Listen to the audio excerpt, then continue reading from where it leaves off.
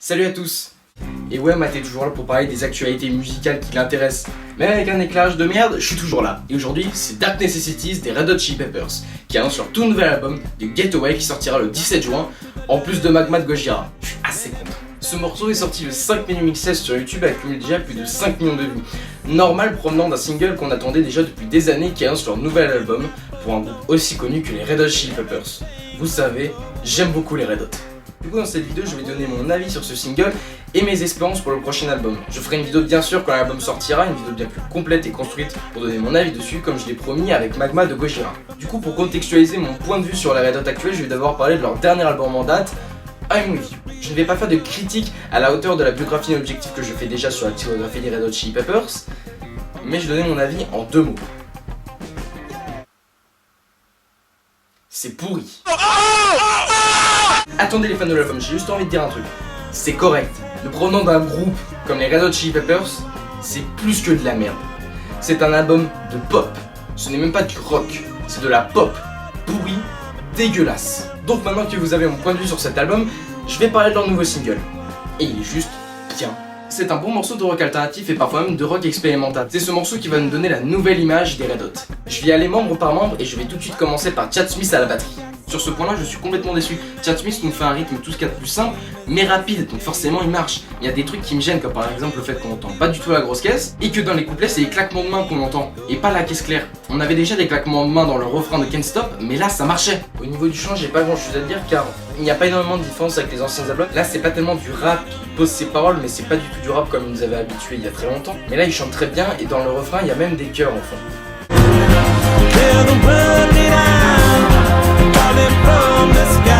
Ces mêmes chœurs étant faits par le guitariste Josh Klinghoffer, qui fait partie du groupe déjà depuis Stadium Arcadium, mais uniquement en tant que guitariste secondaire et uniquement pour les lives. C'est-à-dire que maintenant il travaille sur l'enregistrement depuis uniquement l'album I'm With You, qui est l'album que je n'aime pas du tout. Et aussi, il a un jeu de guitare mauvais. C'est-à-dire il ne rentre pas du tout dans la cohésion du groupe des Red Hot qu'on a vu depuis des années. Ça marche pas. Sauf que là, ça marche. Il utilise beaucoup plus d'effets de guitare qui fonctionnent. Il utilisait déjà des effets de guitare comme par exemple The Adventure of Rain Dance Maggie.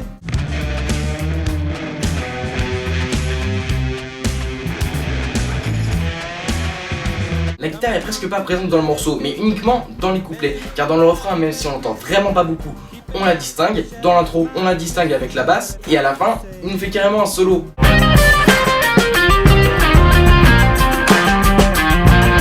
En revenant 30 secondes sur la guitare qui n'est presque pas présente, déjà dans l'album Californication avec John Frusciante, dans le couplet de Around the World, on l'entendait pas énormément, et ça marchait quand même.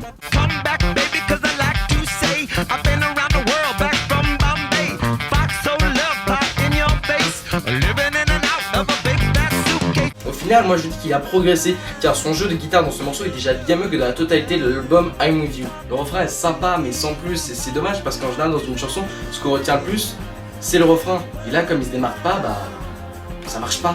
Et pour finir, je vais parler du maître de cette chanson, Flea. Flea est déjà un bassiste qu'on reconnaît tous comme un bassiste excellent. Et dans cette chanson, il nous fait une ligne de basse qui est plus que correcte et même très bien.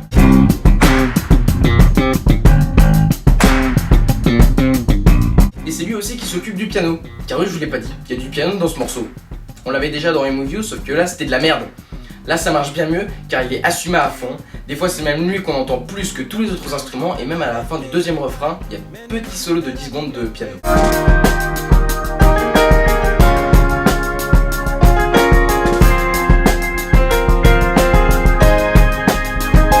Flea, il fait du piano, il fait de la basse, il fait la trompette. Le mec qui a pas trop de talent quoi. Maintenant que vous avez mon avis sur ce morceau, je vais vous dire un truc. Ce morceau est un morceau de deuil pour moi. Avec ce morceau, j'oublie le dernier album I'm With You qui était tout pourri. J'oublie l'ancien Red Hot qui était ultra funk et rock. J'oublie le récent Red Hot qui était alternatif et même pop sur certains. Je demande même plus à ce que John Frusciante revienne car il a fait le taf, il a fait du bon taf. Non, je suis bien content de la tournure que prend le groupe. Même si j'attends pas particulièrement l'album, quand je l'aurai entre les mains, je serai content. Et d'ailleurs un truc qui est assez spécial, c'est que tous ceux qui achèteront une place, que ce soit pour leur concert à Montpellier ou bien à Paris, on aura le choix entre un support physique ou numérique de leur nouvel album gratuitement. Ça me rappelle lorsque les Clash avaient vendu un triple album pour 5 €. Enfin 5 $. En tout cas moins cher qu'un CD normal. Juste pour faire plaisir à leurs fans.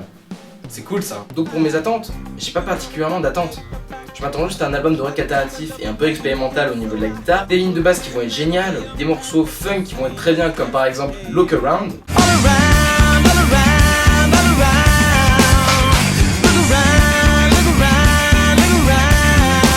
Et aussi des morceaux très mélancoliques comme le morceau Burn Down Death Song.